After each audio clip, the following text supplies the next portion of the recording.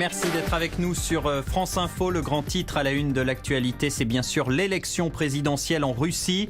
Vous le voyez, Vladimir Poutine a voté ce matin. Sa victoire ne fait aucun doute après une campagne totalement verrouillée. Son principal opposant, Alexeï Navalny, a été interdit de candidature.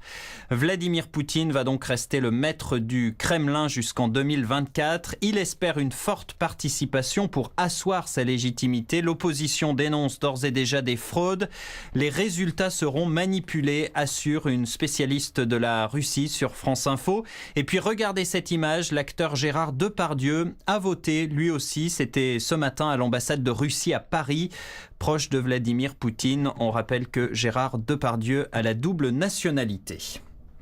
Les bureaux de vote sont également ouverts en France dans 3 circonscriptions où les sièges de députés sont remis en jeu. Législatives partielles ce dimanche dans le Loiret, en Haute-Garonne et puis à Mayotte où la participation s'annonce faible. La préfecture a maintenu le scrutin malgré la grève générale et les barrages sur les routes.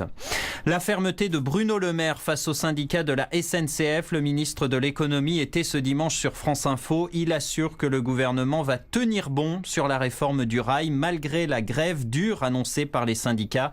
Bruno Le Maire appelle à la négociation. La politique toujours, c'est désormais une tradition pour le gouvernement. Pour la 5e fois depuis le début du quinquennat, les ministres se réunissent en séminaire. Ce sera en fin de journée à Paris. Objectif, renforcer la cohésion d'équipe, éviter les couacs et aussi faire un premier bilan de l'action du gouvernement. Face aux températures hivernales, plusieurs régions réactivent le plan grand froid. En Île-de-France, dans le Grand Est ou encore en Bretagne, des places supplémentaires sont ouvertes dans les centres d'hébergement d'urgence pour accueillir les SDF.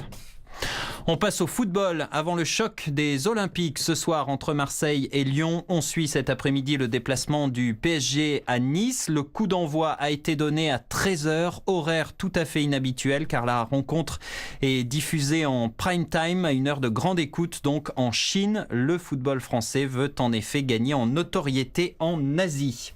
La flamme olympique, ça y est, s'est éteinte en Corée du Sud. Cérémonie de clôture ce midi des Jeux paralympiques. Bilan exceptionnel pour les Bleus. La délégation française repart avec les valises bien pleines. 20 médailles au total pour les Français. C'est un record. La France qui termine 4e au classement des nations.